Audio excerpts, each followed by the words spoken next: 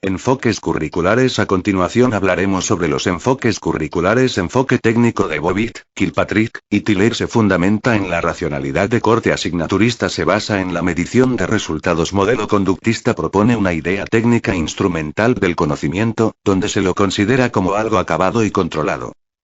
Frente a su visión de carácter acumulativo instrumental no cabe la posición crítica y creativa. No cabe la autonomía. Se basa en el cumplimiento de objetivos. Actitud autoritaria del docente transmisionista mecanicista y ausencia. Reflexión. Participación del estudiante anulada. Integridad del ser humano fracturada. Crecimiento holístico amordazado con evaluaciones cuantitativas. Como dice Paloma López Ceballos en su libro Un método de evaluación formativa en el campo de las ciencias sociales 2006, la evaluación dentro de este enfoque parece peligrosa y da miedo. Se le teme porque evoca un intento de control por parte de la autoridad, generando reflejos de miedo y desconfianza. Enfoque práctico. José Peschau 1969. De lo homogéneo, pasa a la práctica deliberativa y razonada. Reconoce la existencia de realidades sociales.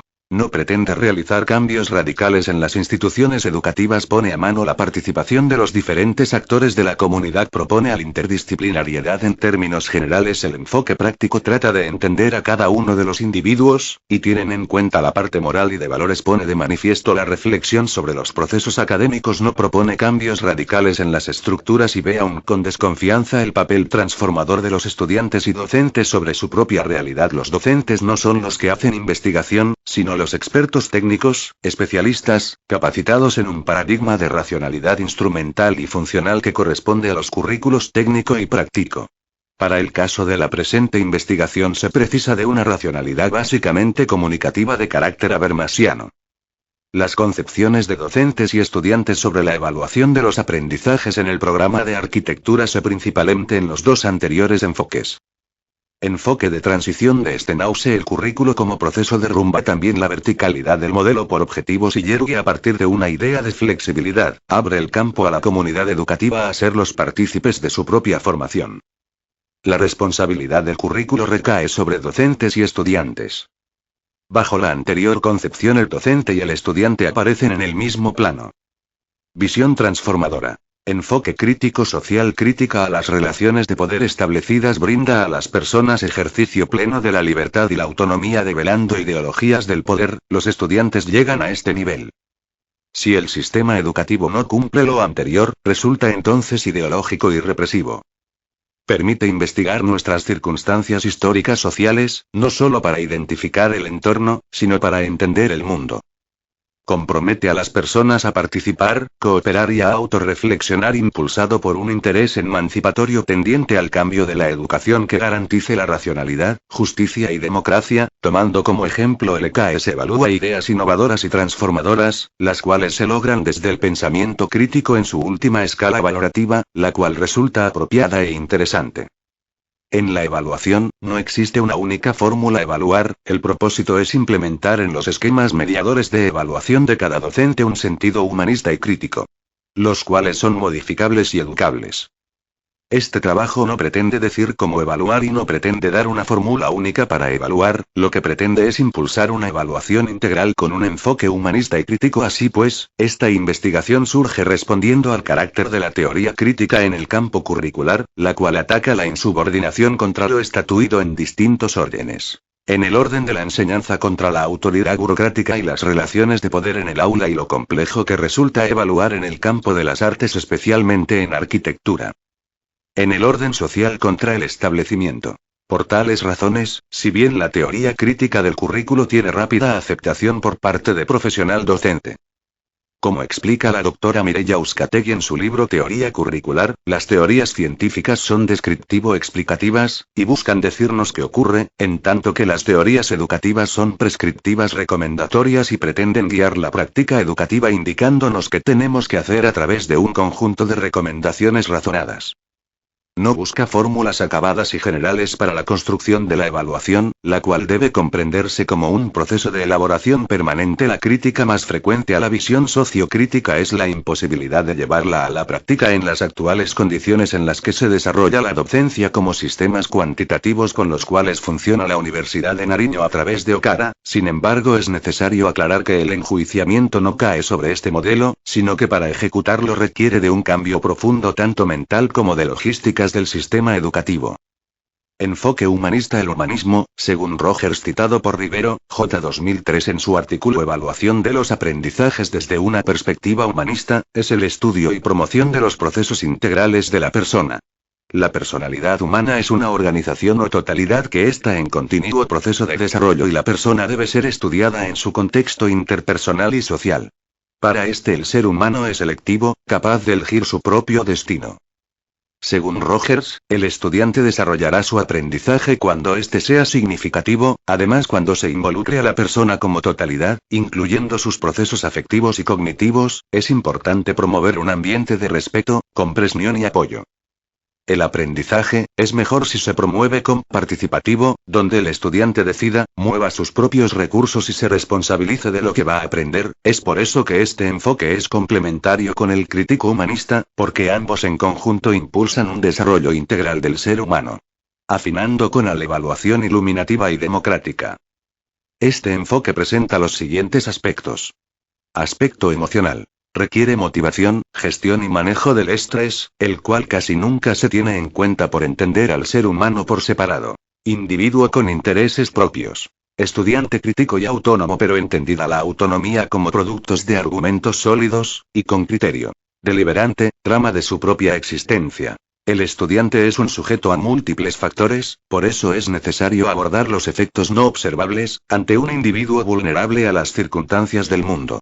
Identidad propia, no se aceptan sellos. Saber responder a los intereses desde su cultura y contexto, práctica de la libertad. En el presente trabajo se diseñará un seminario cuyas experiencias se irán perfeccionando en la práctica y evolucionando con el tiempo.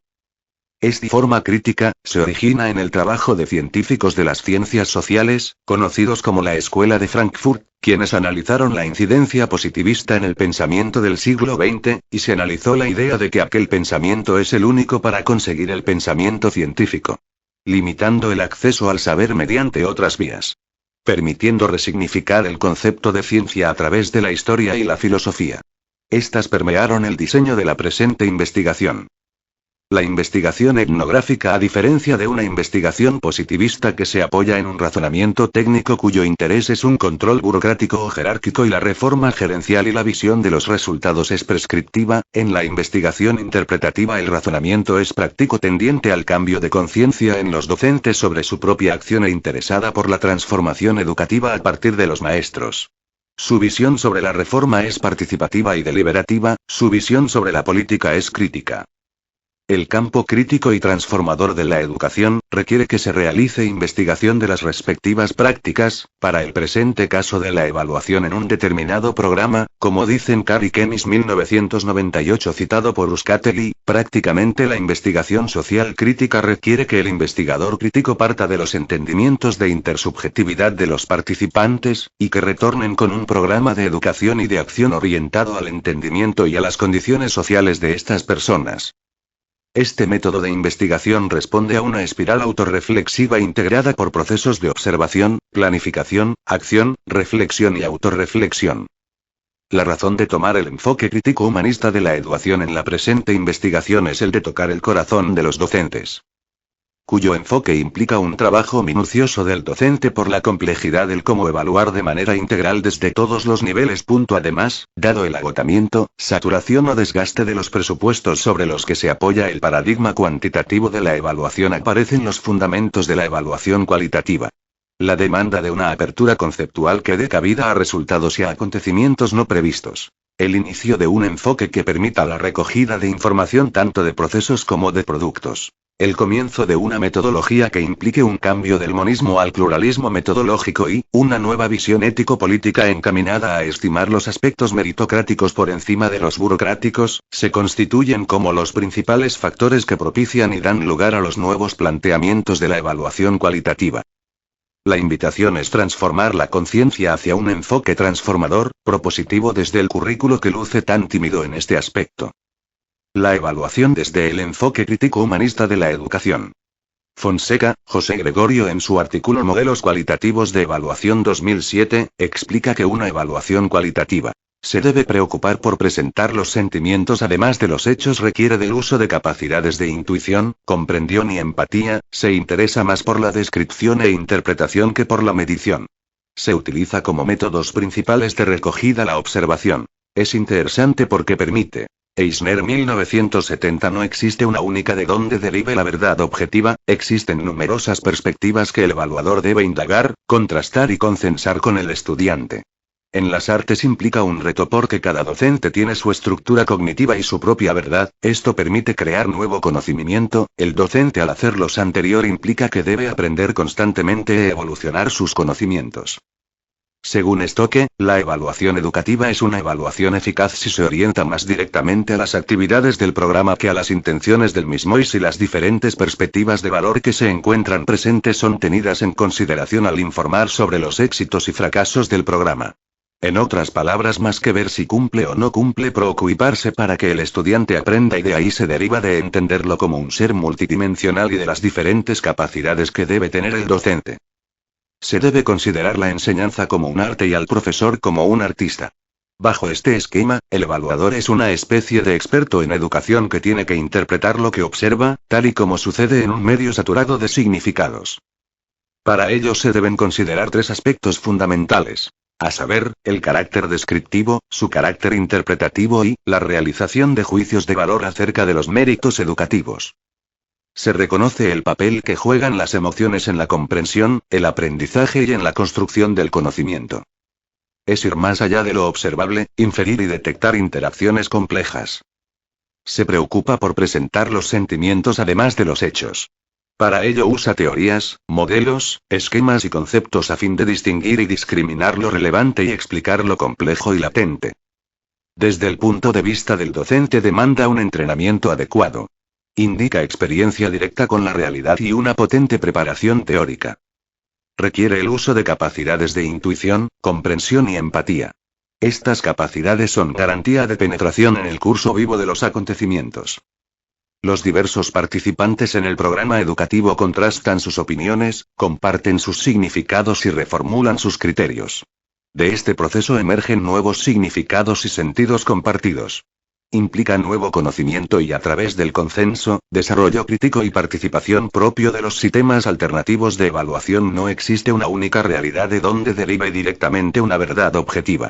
Existen, por el contrario, numerosas perspectivas y puntos de vista que el evaluador debe considerar, indagar y contrastar desde una posición de neutral observador. Desde la perspectiva axiológica, la evaluación iluminativa involucra valores referidos a que el evaluador debe asumir una posición neutra, debe negociar su función con el resto de los participantes, debe poseer un alto grado de madurez y responsabilidad profesional y actuar de forma justa.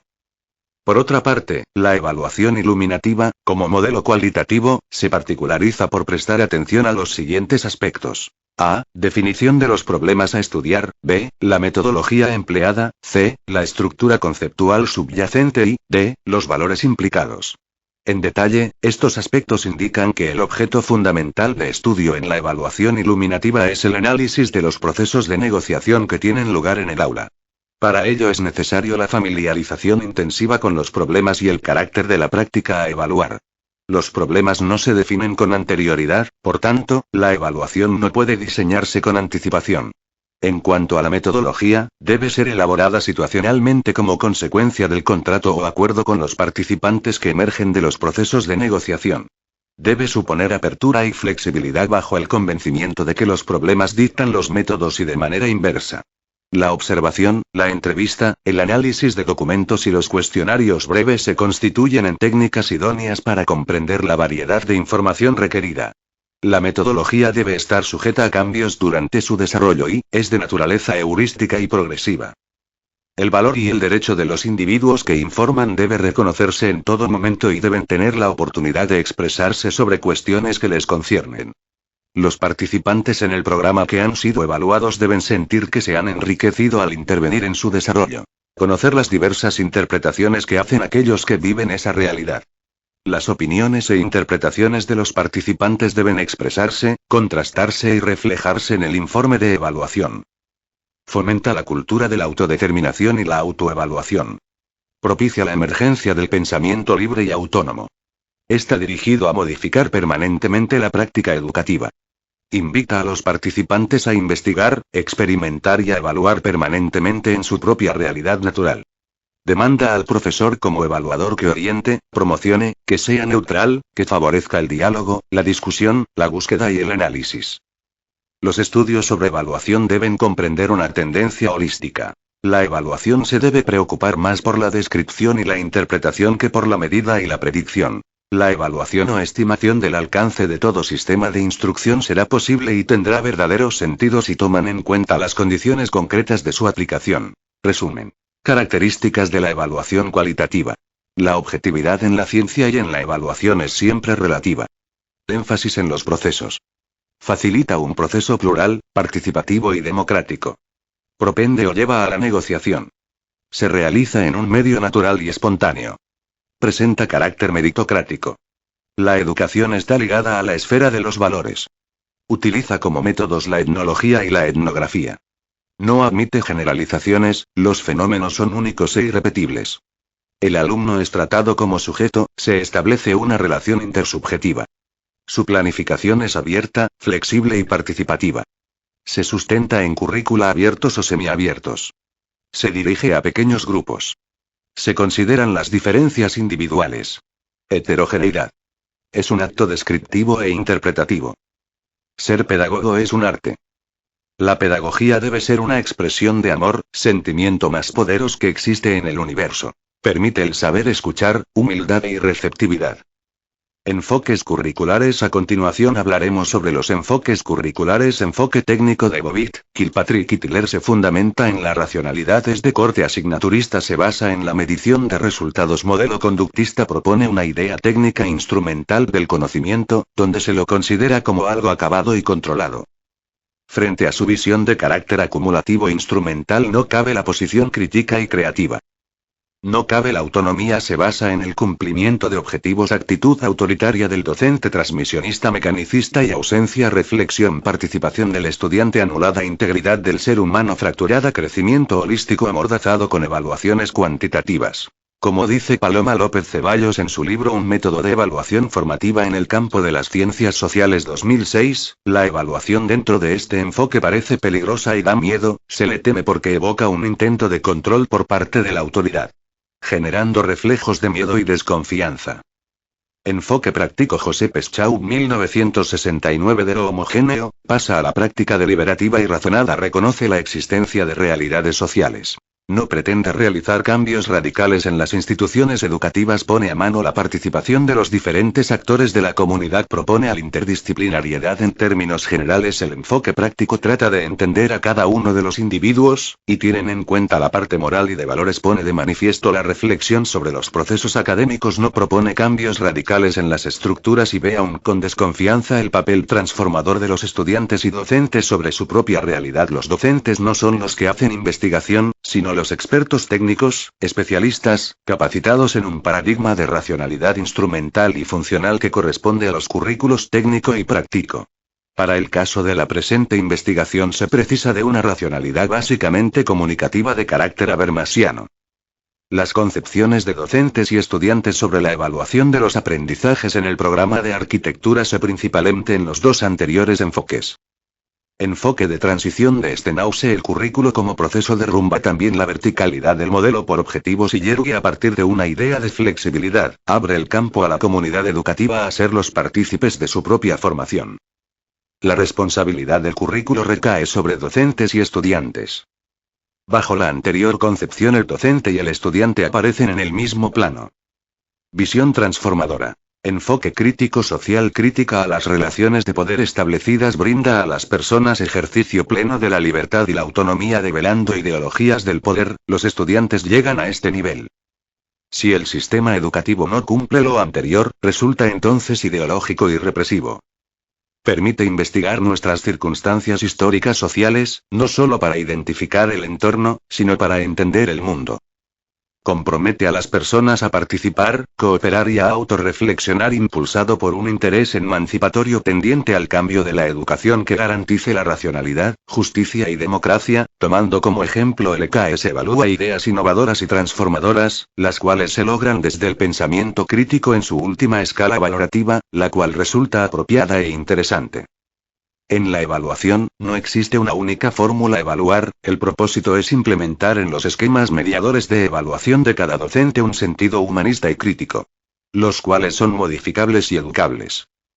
Este trabajo no pretende decir cómo evaluar y no pretende dar una fórmula única para evaluar, lo que pretende es impulsar una evaluación integral con un enfoque humanista y crítico. Así pues, esta investigación surge respondiendo al carácter de la teoría crítica en el campo curricular, la cual ataca la insubordinación contra lo estatuido en distintos órdenes. En el orden de la enseñanza contra la autoridad burocrática y las relaciones de poder en el aula y lo complejo que resulta evaluar en el campo de las artes, especialmente en arquitectura.